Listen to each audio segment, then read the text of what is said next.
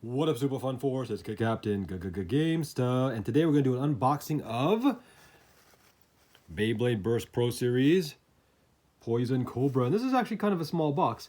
Now, the reason why this is such a good, highly recommended purchase, guys, is because, as you can see, the Bey looks obviously super colorful, which I think is awesome. I'm really a big fan of loud and, bright, vivid colors. And this particular recolor is actually quite rare and expensive if you buy it on the original Takaratomi side of things. So getting this as a re-release from Hasbro is fantastic. I do have one of the other color variations, the one that's like purple and gray that comes with a Dragon GT chip. But this is nice to get the actual Cobra, if I believe, if I'm not mistaken. I think it's Hydra in Japan, but either way, looks really good here. Let's take a look at the back real quick. So this is what it comes with. Interesting, it comes with rubber defense tip keep, which I think it does have its uses, but it's really dependent on the combo and the matchup, because I think overall it's not really the best in terms of stamina, right? The rubber tip is going to wear down really quick, just like a rubber attack tip like Extreme Dash.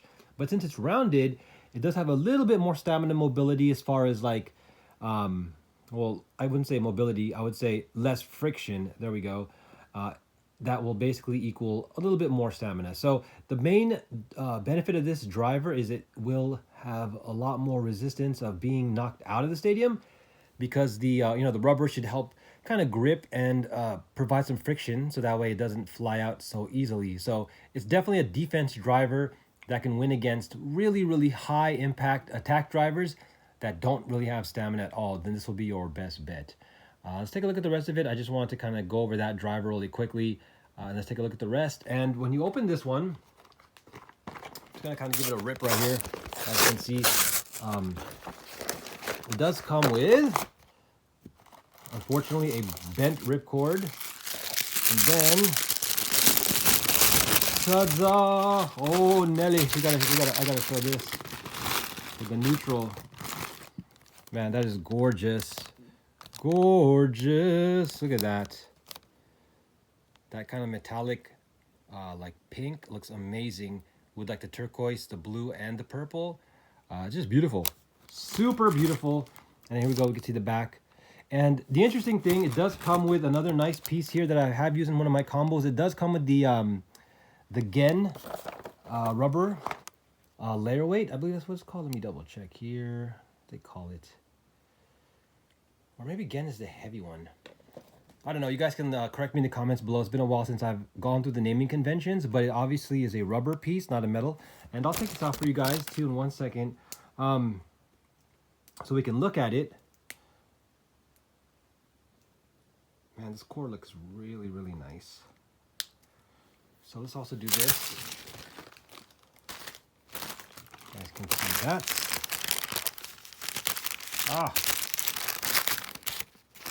Falling down.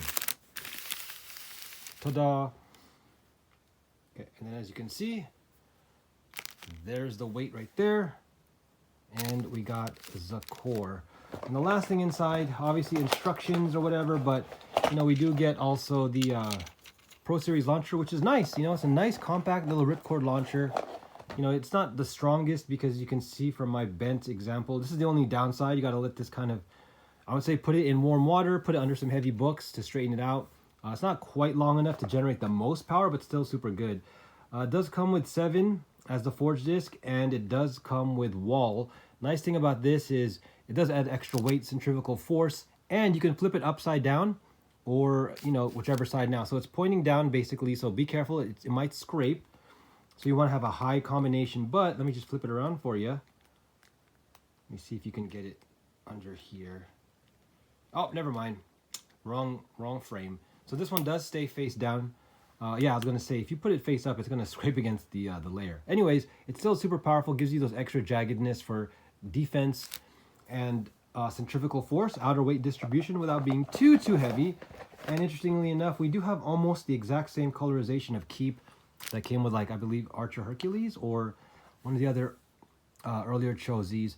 I think they should have given it, I don't know, they should have given it Keep Dash, but I think the reason why they obviously gave it Keep was they gave this rubber because that little point down there helps as a burst stopper. It is definitely something that you want to use for a stamina combo. I mean, this is actually a pretty decently thought out combo because this is so light that it can do two things. It can allow you to keep a good amount of stamina without being too heavy, right? And this should kind of help prevent other drivers from bursting. So it gives you a good customization option, because if they just gave us keep dash and you didn't really like keep dash, then you would basically be stuck with this driver. But in a way, this can kind of convert other drivers into dash drivers, so to speak, if you look at it from that perspective. But again, at the sacrifice of having more weight, which again can be a good thing depending on your combo. I can also see this being good for attack types that, again, want to be highly mobile and utilize a driver that is not dash. But fortunately for GT, a lot of the good attack drivers, you know, Extreme Dash, for example, are already dash type. And I think the layers themselves are generally lighter anyways, and I think that might suffer. But you know, I think in the GT series specifically, the attack types generally have to actually be made heavier to be consistent. Unlike DB, you can get away with light attack combinations, but not to say it's impossible, though it, you know, again, just requires testing, and that's something I want to kind of look at a little bit more. My best attack combos have been a little bit more balanced and a lot heavier, but I am now experimenting with just trying to build some really, really fast and lightweight maneuverable attack types. But there you guys go. That is what you get with the Pro Series Poison Cobra. And again, highly recommended just on looks alone. I won't comment 100% right now on the performance. I think it is underrated. It is a left spin, by the way. And the last thing to point out is that, see those green, the light green exterior pieces? Yeah, I'll just point with this.